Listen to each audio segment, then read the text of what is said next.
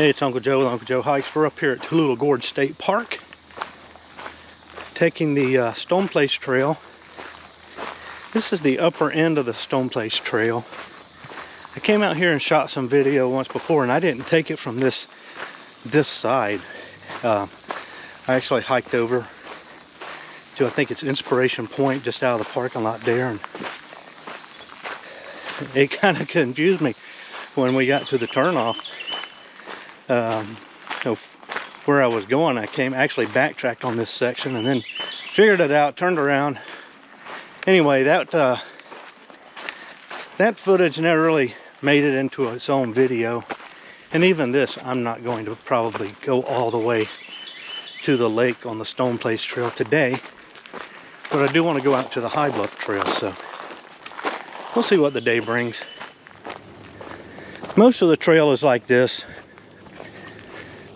Most of it's just this wide double track. In fact, when you get on out, it basically becomes an old road bed. So probably not the most interesting out that way. It goes through a burn area.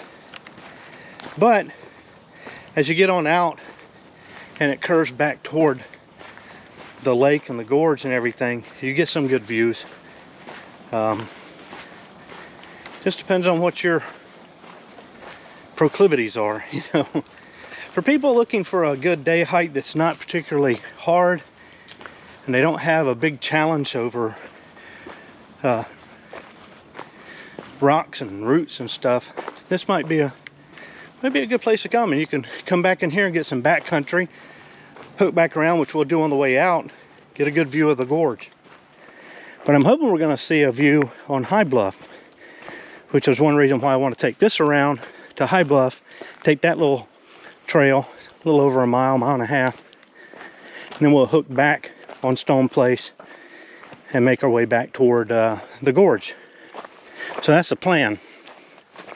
So a bug, I think it may have been one of those mosquito hawks, I think they're called, flew in as I drew in a breath, and he hit my lips. And back out. As soon as he hit my lips, I stopped my breathing. It's almost like he threw his legs out. Don't go in there. Which is good. I would have choked on that one. All right, we just came from that way. That is an old, I guess that's maybe a park forest road. I don't know. I think it does go back around to the forest road that's on the other side there. No matter to me. We ain't going that way. This brings us up to this funky intersection here. Okay, so High Bluff Trail is that way, but it's also this way. So we can do either way. This is an intersection that I actually went that way, the way we just came when I came out here last time, backtracking, and then took this all the way out to the river, which I don't know really reason to do that today, but we're gonna go back. Let's go back this way, then we'll take High Bluff around, and then we'll come back to this point, and then we'll head on out. So they have these backcountry camp shelters here. There's one there, there's another one right down here. So you could come out here and camp. There's another one. If you go down Stoneplace Trail, probably about 2.5 miles out. There's another. It's not like that. It's a wooden one. It looks more like an AT type shelter. And I was actually surprised when I saw it. And it's built very nice. It looks like a really nice shelter, actually. All right, here's our turn off. So this will take us out and then back around, and we'll hike this little bit once again. This is only 1/10 of a mile between here and the turnoff. Yeah, this talks a little bit about the fires. There were a great deal of fire through here. It looks like they pretty much contained it on this side. So you can see some old char on that pine tree. Well, it looks like everything maybe was contained on that side, which I guess it's a good thing they had this double track to use to dissect everything. I remember that fire. I remember I remember being on the road on the other side of the gorge where you could see. And also when Don and I came down to Tugaloo to kayak, there was still some smoldering actually going on then. So it was a lot. It burned a lot, pretty much from here all the way down to Tugaloo. So everything basically on this side and all the way down. So it was a big fire. Anyway, heading down. Yeah, the trail's a little bit growed over. Getting hit as high as my chest with some of these. My clothes are treated, so I should be in good shape for ticks, but you still don't want them on you, even though they're probably gonna die.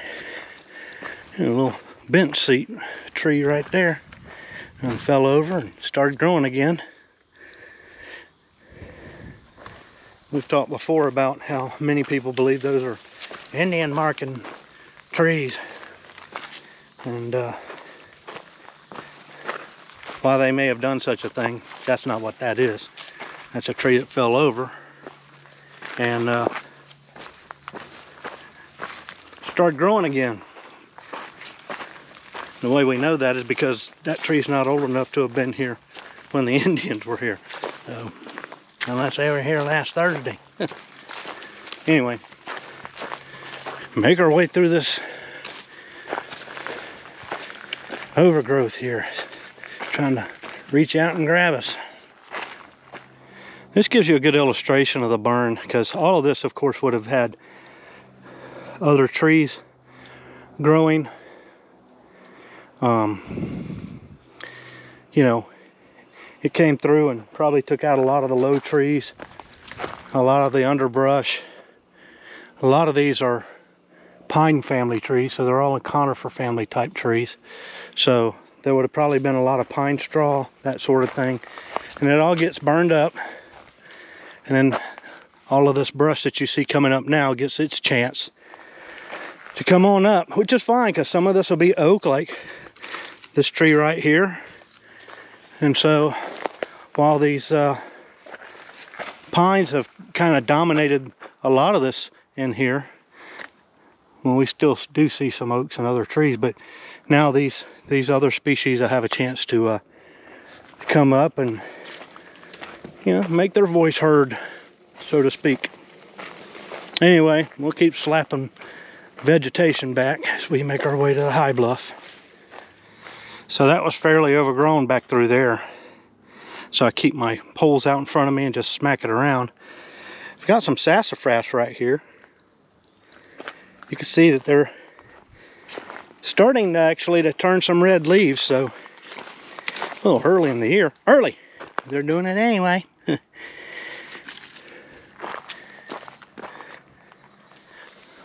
Well, this particular section of trail here, this single track High Bluff Trail, does have a little bit of rock in it. We've had to step over and around, and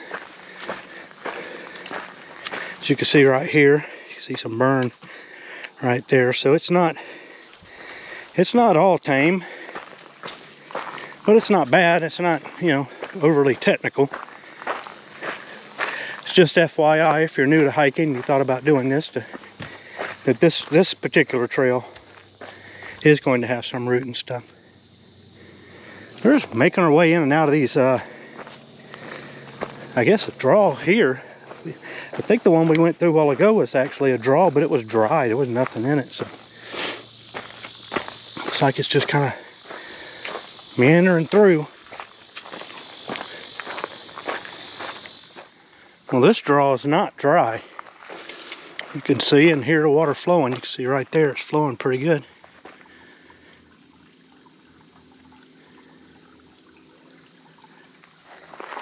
So we keep working our way around. So that's a through cut for power lines. We just made a hook.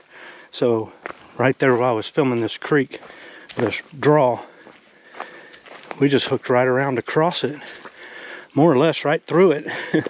Although the deep part's over there, so I'm not gonna get wet. But it's nice and cool under here.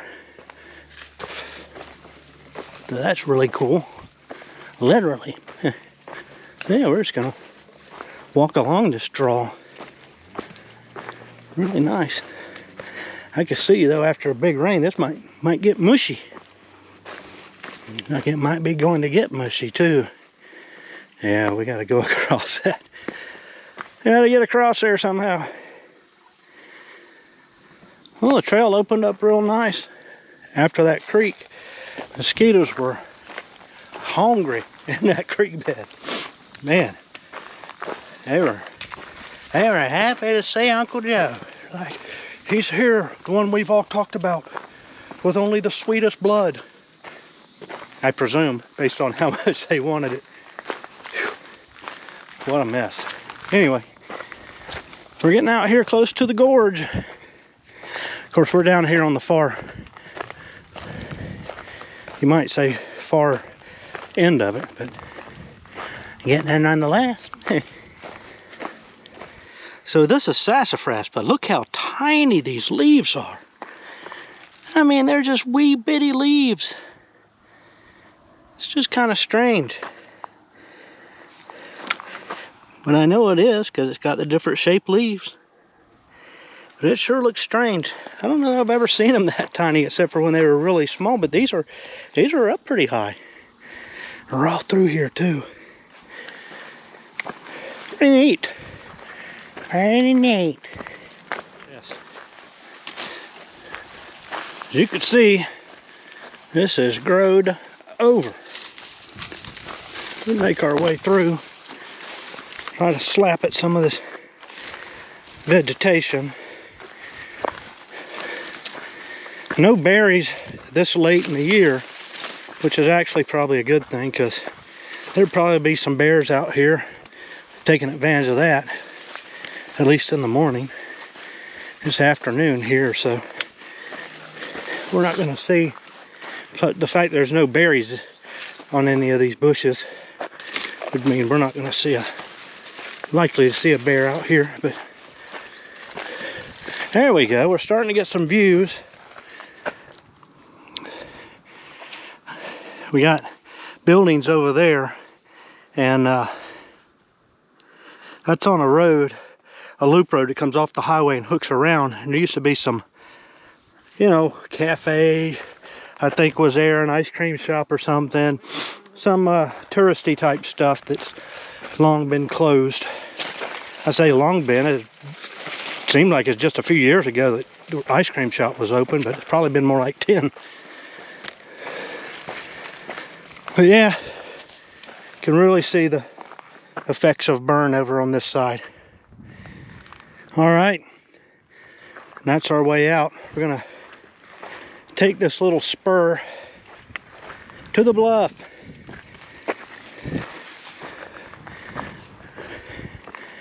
Well, here we are. You can see the lake back that way where it's dammed up. See the walls of the gorge here. Basically, this cuts back into Tallulah Gorge. If we scoot over, you can see a couple of perches. You see one there. It's an overlook. That may be Inspiration Point, actually. Got some buzzards circling, but we got... Okay, I thought that was something else. Yeah, they circle around there, and then I can see a green top over there. It's probably the visitor center. But this makes its way over. There's a big dam and spillway over there. If you're familiar with Tugaloo Gorge, I need not rehash all that. And yeah, you can see where the fire just took this whole hillside out. Not a good view of the gorge per se, but still a good overlook. I would imagine it'd be worth cutting a trail from up here out to that far point right there. Because you never know, there might be a nice ledge right there we can't see from right here. But certainly there is a cliff right there, so, or at least it looks like a cliff. Be a good vantage point as well, and then you can see all the way down. But that trail don't go that way, so we're gonna start heading back. Nice view. So coming in from that way, I gotta say, there was a lot of weeds, a lot of encroachment on the trail. I would not recommend doing this in spring or summer. It's probably a bit of a mistake. But at least I know. The vegetation's down, it'd be a lot easier hike. Plus it's hot and you're exposed. I'm exposed. And sweaty. Anyway, we're gonna keep moving. Getting some more views of the lake and river. And power station there with its pipes. We're hiking this double track here. I imagine this was widened out when they had to fight that fire. So I carry 2 GoPros, and I just dropped this one out of my water bottle pouch where it was when I pulled my water bottle out. Of course, it chipped the corner. If you've got a GoPro, I highly suggest you put a screen protector on the lens. A lot of people say, don't do that, it's going to affect how pretty it is. Meaning the video quality, the pictures, no noticeable difference, and it's going to protect you. I've already had this happen once, I think on this 11, but saved my bacon. I remember sitting there thinking, oh well, I got to get another lens, and you know, thinking how I'm going to order another lens cap and all this, and then it dawned on me, Joe, you got a cover on that. Peeled it off. The lens cap itself from GoPro is perfectly clear. No scratches, no chips, no nothing. So we'll see what this is like when I get home, but it's going to happen. I mean, you got to be prepared for it as the sweat drips and drips because it's hot. Whew. Making our way across this power line cut. Yeah, it's hot. All right, we're back on the Stoneplace Trail, and this goes down to the lake. This goes back, so we're gonna head back. Sun really took a lot out of me. It doesn't have to be a long trail to wear you out. Slogging through those weeds and bushes and out there in the sun, and then I'm drawing you. So we saw a lot of these wild grapevines out there in that burn area. You see a lot of it here, which is also part of the burn area. Just these trees weathered it a little better. But we call them muscadines or scuppernongs. But somebody correct me, maybe Roy, you probably know. I don't think that they'll produce any fruit when they're this close to the ground. I've never seen them on bushes before, so my guess is those things will grow the best they can, and if they can get up off the ground, then they'll produce. They don't have a whole lot to choose from as far as trees are concerned. So who knows? Anyway, we came out of that power line cut, kind of made a triangle. Now we're making our way back to it. So we made it to the kiosk here. We're here at the where you cross the power line. The heat really does get to you. It's easy to underestimate it, but being out there, once we got out there where the trees were pretty much gone, it really started taking its toll. So I'm taking it easy. There's some cool breezes coming up across this hill. One of the advantages of being this high up. Even way over here, we can hear the highway, which is on the other side, or at the top of the gorge. But you know, a lot of these trees are sparse, and I think even if all the trees were here, you'd still hear some, but it is what it is. But we're going to be heading back, not too much further back. There's actually a gravel parking lot, I believe, right on the other side here, if I'm not mistaken. And then we'll go across that and then head on toward the state park that way. I think there's a gravel road that comes in here for hunters, but I could be mistaken. I think that's right though. But anyway, enjoying this breeze. Here's a little gravel lot.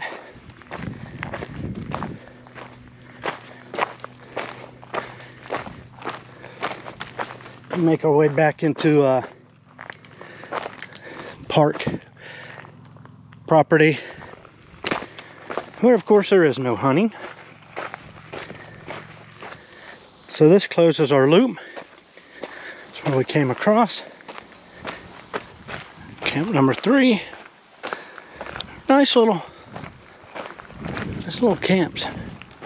There's where we went into the High Bluff Trail. And as I said, it's really overgrown through there, or growed over. You might want to make this a winter hike if you want to go out through there. You could go all the way to the other end and just do an out and back on the bottom half of the trail. That would be certainly doable and probably better as far as weeds are concerned. So anyway, onward. And we're at Inspiration Point.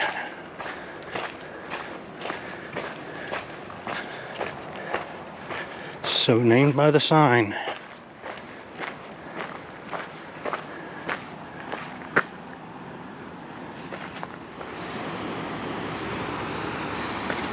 There you are. See that nice slide down there? You see the footbridge where everybody goes across. Visitor center and parking lot over there.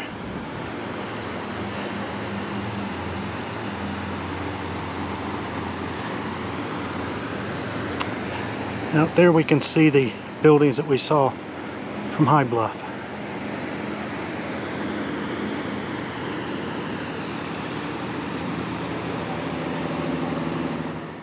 Well, we done got all the inspiration we need.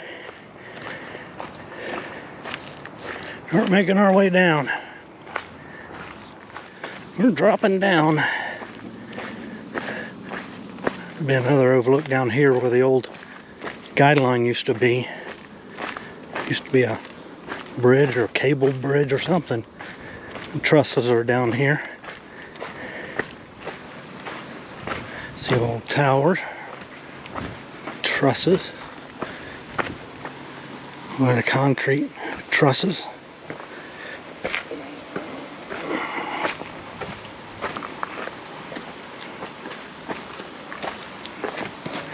Easy.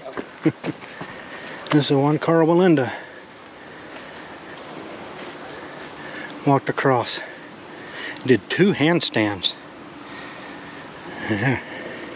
On his way. No thanks. Do not throw objects or people from overlook.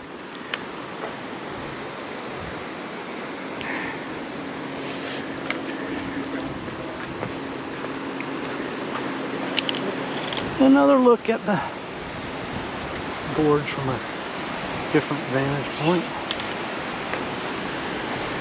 There's our slide.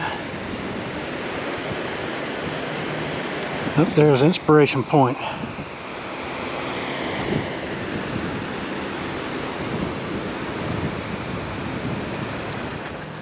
So that young couple there, that guy is a ultra trail shoe wearer as well. He looked down at my shoes and said, "Nice shoes."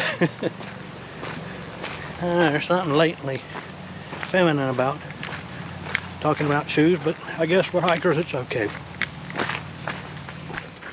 All right, made it up the steps. Those are the long ones. The short ones are coming. All right, there's our kiosk. That'll take you to the rest of the views. We're gonna make our way on up to the parking lot. You can just see old Goby waiting patiently. Hopefully nobody broke in and got my nickel nip wax bottles. Some of that juice out of there. Well, Stoneplace Trail out to High Bluff and back to Inspiration Point, Tallulah Gorge, all done. Boy, it took a lot out of me for being barely 4 miles. The sun out in that exposed area saved the High Bluff Trail anyway for the winter. I really advise that, but it was still a good hike, and not much, not a big hike, but enough in this heat to wear me out. So we get something cold to drink, head on home and get something to eat.